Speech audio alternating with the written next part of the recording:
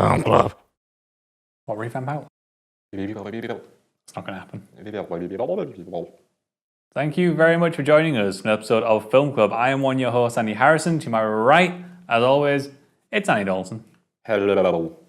Every single week in Film Club, we invite you along to watch a film with us. We dive into some of cinema's best before coming back here and just talk it out. Andy, what are we here to talk out this week? We're here to talk out Studio Ghibli's Spirited Away, Hayao Miyazaki.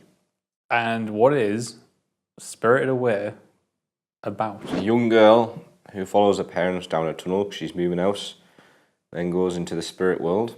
In the spirit world, the parents get to find this buffet, and they're enthralled by this buffet. They're like, "We must eat here. Oh, you must try it. It's amazing." Then And he eats in the weirdest way. he does what? It's kind of like they do that in these kind of films. And then she kind of like goes around. She's like, "Oh, I don't like this." Goes back to her parents, turns it into pigs. Then suddenly she meets a bloke, and he's like, "Oh, you shouldn't be here. This is a spirit world. Here, like you're fading. Eat some of our food, but it won't turn into a pig." And then he joins. She goes into the bathhouse, gets a job, and it's about her and her journey and the people she meets on the journey. So, Sen or Chichiro, I think she's called. how many Studio Ghibli films have you seen? I was just looking there, Studio Ghibli. Ooh, Studio Ghibli are affiliate partners. I dare say 15. 15. I'm a big fan of Studio Ghibli. Cool. So, where does this rank in terms of Studio Ghibli? Just before we get into it, This actually is interestingly. I was thinking this. I always said my top 10 film list.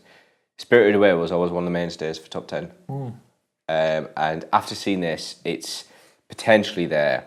But then I'm trying to compare it to my other favourites by Studio Ghibli, which is House Moving Castle and the first I saw, which was Princess Mononoke. I can never pronounce it. There's a few others that are fantastic as well. And it's up there, if not joint, with maybe Princess Mononoke. So, whenever we return on Film Club to Studio Ghibli, because we will, I want you to line up whatever your next kind of favourite is, because this was pretty cool. I've never seen Studio Ghibli film before. Yeah, so this is interesting. Well, I say interesting. It's quite sombre. Studio Ghibli was one of the co-founders recently died, Isao Takahata. Someone told me, I was like, "Oh shit, that's quite depressing." Speaking of depressing, he actually did a film called Grave of the Fireflies. If you ever get the chance to watch that, just make sure you watch it, like maybe by yourself, because you will cry. You will cry. I take that as a challenge. You will cry. I have yet to cry for a Film Club film yet. Right, so it'll be well since do that, because for me, you will probably need we'll need to watch a good film after, a less cry film after. Now, Studio Ghibli. Yeah, it's your first one. I've been meaning for ages for you to get to Studio Ghibli, because you've never been the biggest fan of animation, bar maybe the odd Disney film, the odd Warner Bros. Film, but more so Pixar's your go-to. You know, your stuff like Toy Story and stuff like that. Yeah, they're the animators who, for me, understand storytelling and cinematography better than anybody. Which you could argue they do. But then on the other hand, I see Pixar and I think, yeah, they're the mainstays of like kind of our perspective, westernized animation. But people don't realise what Studio Ghibli have achieved, and they've got this art style that's in itself quite unique. It's not unique because it's anime, isn't it? Yeah, it's a very strong anime style, but Studio Ghibli have their own personal touch on the art style. It's so hugely rich. It is rich, and it's detailed. There's detail, there's depth to every character. Each character has its like little thing in the scene, and there's no questions. Yeah, the designs of the characters. Absolutely, oh my God. Absolutely. I mean, the most famous one is Totoro. My neighbour is Totoro, and it's it's the logo that they use as the Studio exactly. Ghibli. That's Totoro, right? Yeah. I don't know when you met. All right. Yeah. She has pulled a little Totoro thing. Our girlfriend has a little Totoro kind of like coin purse thing. It's the cutest thing in the world. It's like grey and stuff. So yeah. But even seeing the character designs, even though I've never seen Studio Ghibli film before, I still recognise the No Face. No Face is one of the big ones. No Face is class. That he's one of my absolute favourites, just because he's like. It's weird because if we let's go on like Studio Ghibli got characters, No Face in itself.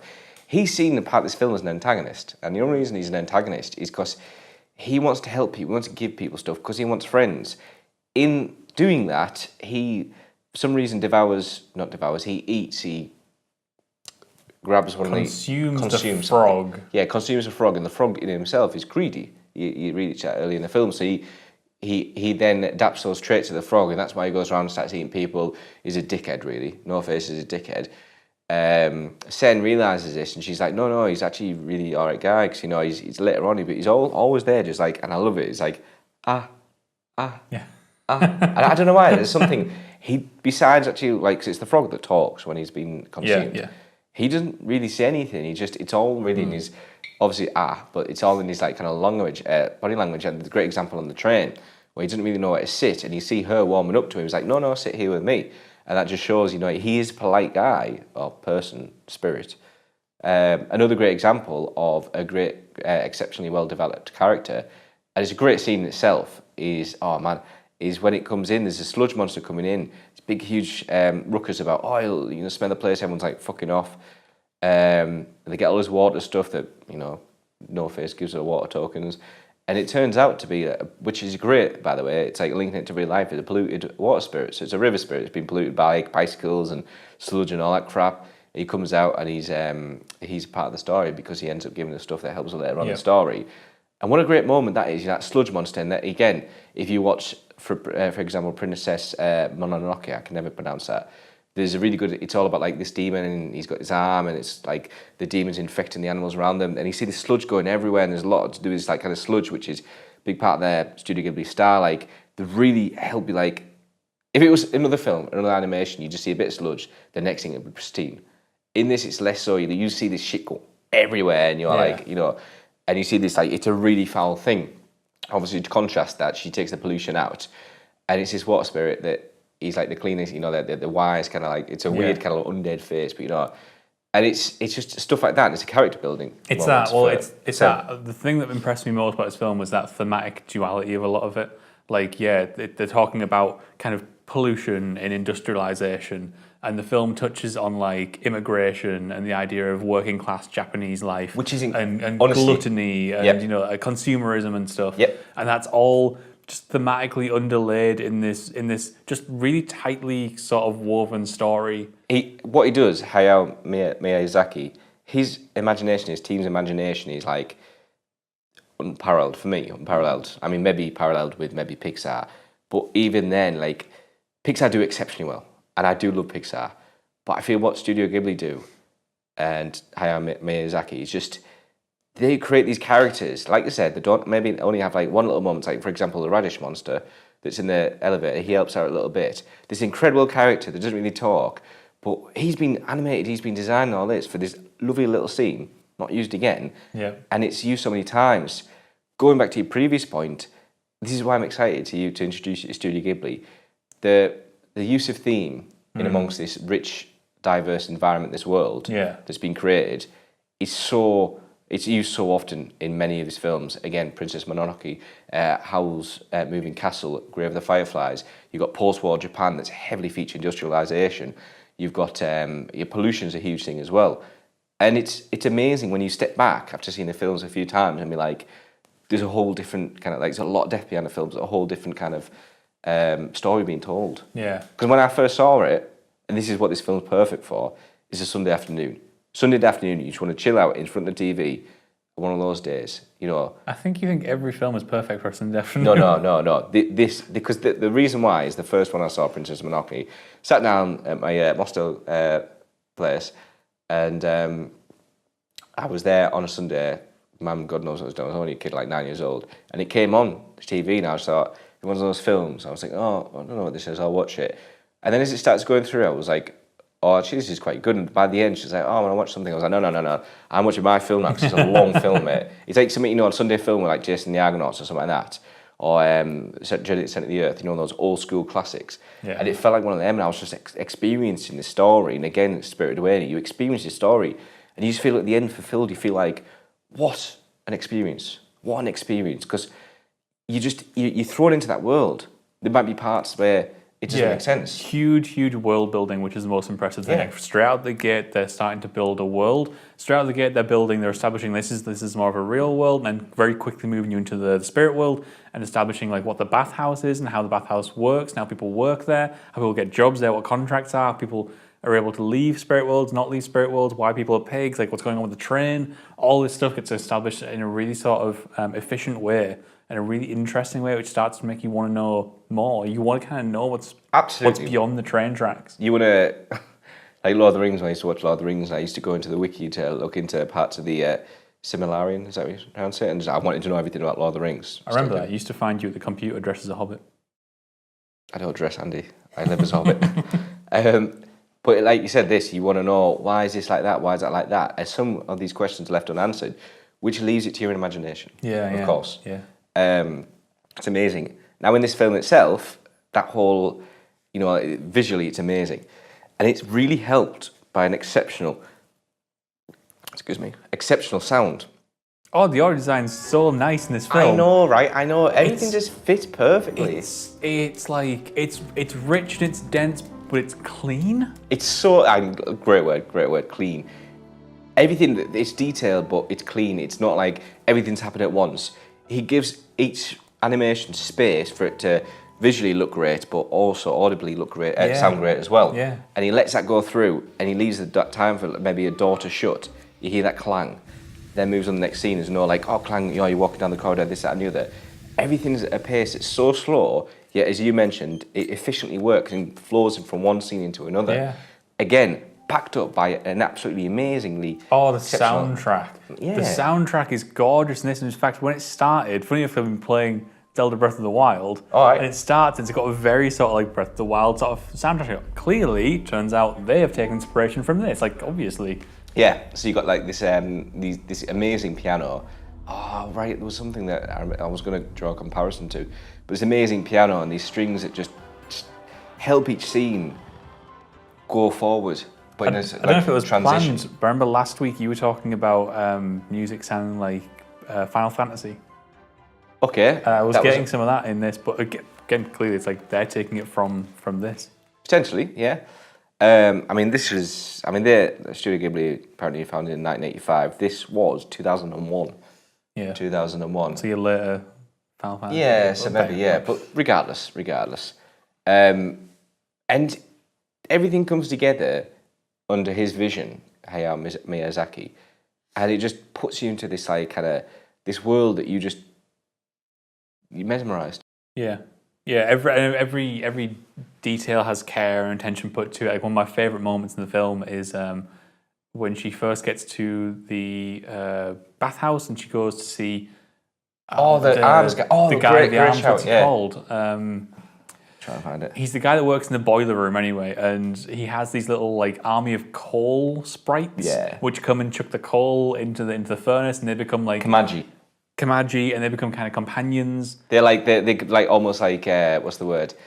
What's it called when you have like a shrine, the worshipper? Yeah. And there's that amazing moment when she helps that like little soot ball or whatever it is, throw it in, and they all just kind of like go, I'm dying now. I'm dying. Yeah, it's all like all those tiny details. Like that's unimportant. And like there's stuff where like the soot ball things are messing about in the background while something else is going on in the foreground. And like when the baby gets turned into a little mouse. Mouse goes, ciao. And like the mouse and the bird start messing about in the background sometimes. Which again, they were to some extent antagonists or secondary antagonists. Then they become like part of the crew. They become and it's really good. Like those like heads of oi. They remind me of. Do you remember when we played Medieval and you hit the zombies and they go oi, oi? Yeah, I do remember that. So I got one problem. Cool. Just one problem. Yeah. Love the film, great thing, but at times the plot to me felt a little too. I thought you'd say this. Whimsical in the way things just happen. I thought you'd say this. Yeah.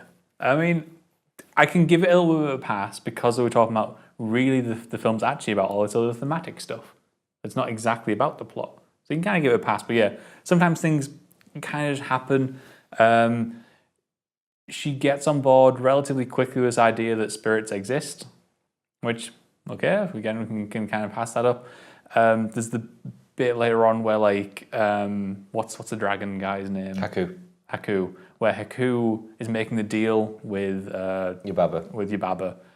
And he says, like, I'm going to go get your baby back, but we'll release her parents. And she's like, no, I will give her one final task.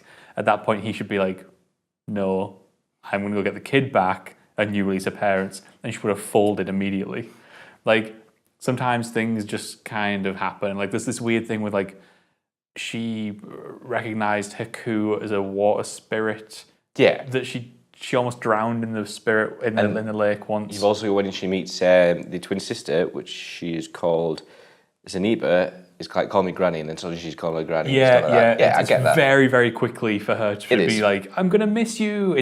So there's a lot of that sort of stuff that goes on. But it then ties up at the end with something that I really, really appreciate, which is there isn't this like big showdown between your antagonist and your protagonist. In fact, your antagonist isn't really much of an antagonist at all.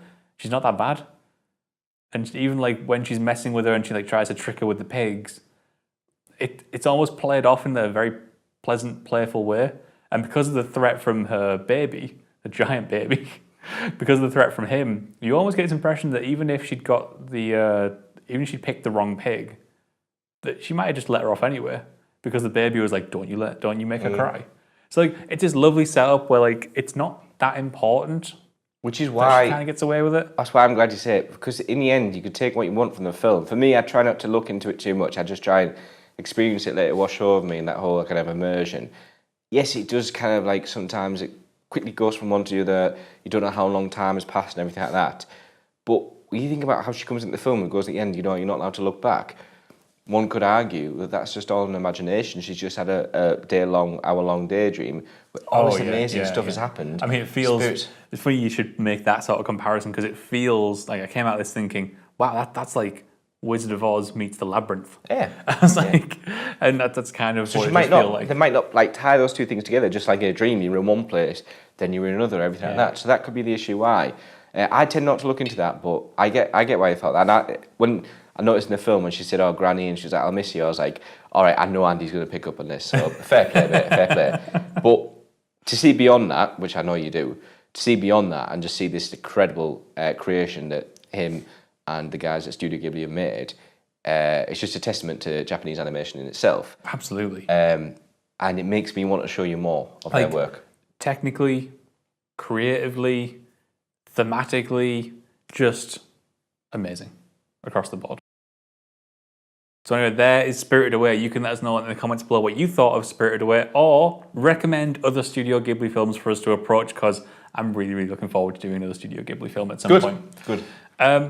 You can hit us on Twitter as normal, or you can meet us back here next week, where we're going to be taking a look at our very first Spike Lee film in Film Club, Malcolm X.